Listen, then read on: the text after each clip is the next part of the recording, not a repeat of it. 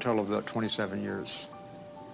You know, and we did many, many experiments, dozens of experiments over the years, and we asked all kinds of questions.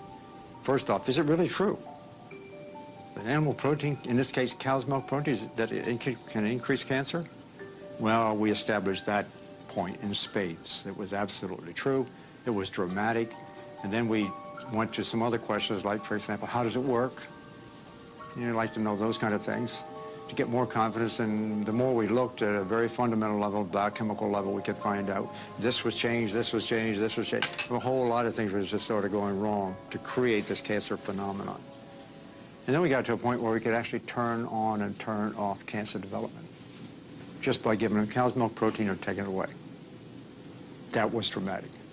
All of a sudden, here's cow's milk protein, the most sacred of all nutrients, I think, as we've been educated. It causes cancer. It's ridiculous. And the information we got on cow's milk protein would make it the most relevant, significant chemical carcinogen we consume. Now, the question is, you know, why doesn't the public get to know this? Conflicts of interest statements are important, very important, almost sacred. And that's supposed to be open to the American public. It's just readily available, so that everything's transparent. That's the story. Well, Dr. Bernard's organization went to the USA and said, we'd like to see the conflicts of interest statements on these 11 people who were on that panel. Because he knew, and I knew, and some others knew, that there were biases there. And we wanted to see how well it was stated on their personal conflicts of interest statements.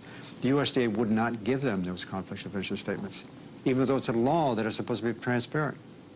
They had to go to court to get the court to force the USDA to let them see the conflicts of interest statements. Their principal interest is protecting the livelihood of the livestock and dairy industry in this country. They also are the ones who then take this report and put out a very practical message for the public called Dietary Guidelines for Americans. Organizations that actually allow this dairy, the school lunch program to exist, and the WIC program, and food sold and made available in hospitals, I might add. Those are three big programs, big federal programs. Those programs are offering food that are nothing more than the garbage from the dairy and livestock industry. They're subsidized. If a school wants to have access to the school lunch program, and they almost all do, they have to agree to offer the dairy option. That's disgusting. That's been existing for a long time. It should stop yesterday. It's methane, you know, a gas that has 23 times the power to create a greenhouse effect that does the CO2 from cars.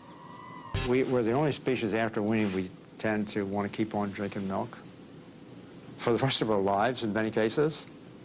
And what do? We go get it from another animal.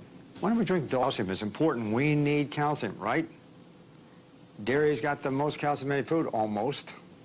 Therefore, we need dairy. That's the simple-minded. The higher the dairy consumption in different countries, the higher is the risk for osteoporosis. It's not the other way around.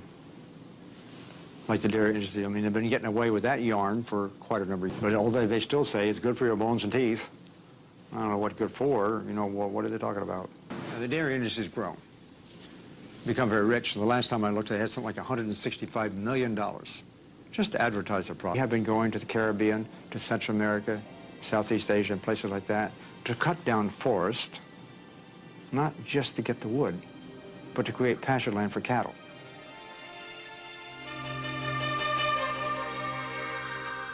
You know, the big industry corporate types, they'll go in there, well, you want this, they'll kind of set it all up.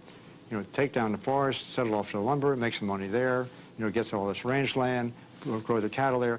They actually chase off the peasants who had the land before. They go up in the mountains, they get bitter, they're destitute, and the first thing you know, they're now getting organized and they create political violence. They become the guerrillas of that. The last time I looked was now, maybe 15 or 20 years ago, they had 300 dairy offices around the United States. 300 offices. You know, out there doing their thing. They are so powerful. They are so powerful. We know that, you know, if you do the right kind of diet, you can actually probably save at least 80% of all the illness in this country, serious illness and otherwise. I happen to believe it's more closer to 90 to 95%. You can actually cure disease this way. There's a huge effect But are we addressing it as a society? No. You know, at the most, they might get one course. I mean, for undergraduates, that's ridiculous. And getting ourselves in such a mess that now is really driving the whole healthcare cost problem.